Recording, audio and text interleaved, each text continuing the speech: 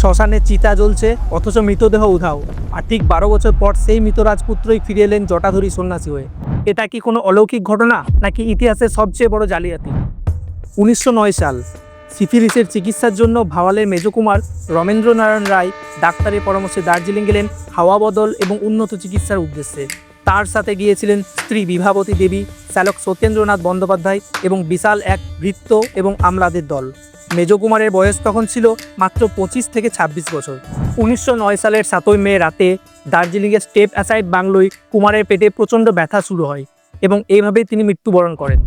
মামলার সময় সাক্ষ্য প্রমাণে উঠে আসে যে কুমারকে দুধের সাথে মারণ বিষ আর্সেনিক দেওয়া হয়েছিল। আর্সেনিক শরীরে গেলে যে উপসর্গ দেখা দেয়, যেমন বমি, পেটে তীব্র যন্ত্রণা, আমাশয়, কুমারের ঠিক তেমনই হয়েছিল। বলা হয় শ্যালক সত্যেন্দ্রনাথ কুমারের ওপর প্রচণ্ড প্রভাব বিস্তার করতেন এবং সম্পত্তির লোভে তিনিই সব কলকাঠি নাড়ছিলেন। কুমার মারা গেছেন ঘোষণা করার পর কোনো রকম রীতিরেওয়াজ না মেনেই দ্রুত রাতের অন্ধকারেই তাকে দাহ করার জন্য শ্মশানে নিয়ে যাওয়া হয়।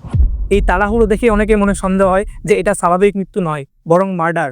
আচ্ছা, এরপর শ্মশানে যখন চিতা সাজানো হচ্ছে, ঠিক তখনই আকাশ ভেঙে প্রবল শিলাবৃষ্টি শুরু হয়। দাহ করতে আসা লোকজন বৃষ্টির ভয়ে দেহটি চিতার ওপরেই ফেলে রেখে কাছেই এক আশ্রয়ে চলে যায়। বৃষ্টি থামার পর তারা ফিরে এসে দেখে চিতা থেকে দেহ গায়েব। আসলে এই সময় একদল নাগা সন্ন্যাসী ওই রাস্তা দিয়েই যাচ্ছিলেন। তারা দেখেন দেহের মধ্যে তখনও প্রাণের স্পন্দন বাকি। তারা কুমারকে তুলে নিয়ে গিয়ে সেবা শুশ্রূষা করে বাঁচিয়ে তোলেন। কিন্তু বিষের প্রভাবে কুমার স্মৃতি হারিয়ে ফেলেন এবং পরবর্তী 12 বছর ওই সন্ন্যাসীদের সঙ্গে ঘুরে বেড়ান। 1921 সালে ঠিক 12 বছর পর সেই রাজপুত্রই ফিরলেন ঢাকার বুড়িগঙ্গা পাড়ে। তার গায়ের ফর্সা রং রোদে পুড়ে তামাটে হয়ে গেছিল, মাথায় ছিল লম্বা জটা, কিন্তু তার গায়ের সেই বিশেষ জন্মদাগ এবং সিফিলিসের ক্ষত দেখে ডাক্তাররা নিশ্চিত হন যে তিনিই মেজকুমার। শুরু হলো 16 বছরের লম্বা আইনি লড়াই। একদিকে তার স্ত্রী বিভাবতী দেবী, যিনি তাকে প্রতারক বলে দাবি করলেন, আর অন্যদিকে কুমারের বোন এবং হাজার হাজার প্রজারা তাকে আসল রাজা বলে মেনে নিলেন। 1946 সালে লন্ডনের প্রিভি কাউন্সিল রায় দিল সন্ন্যাসী আসলে মেজকুমার। কিন্তু ট্র্যাজেডি দেখুন, রায়ের মাত্র 72 ঘন্টার মধ্যেই রহস্যজনকভাবে আবারও তার মৃত্যু ঘটে।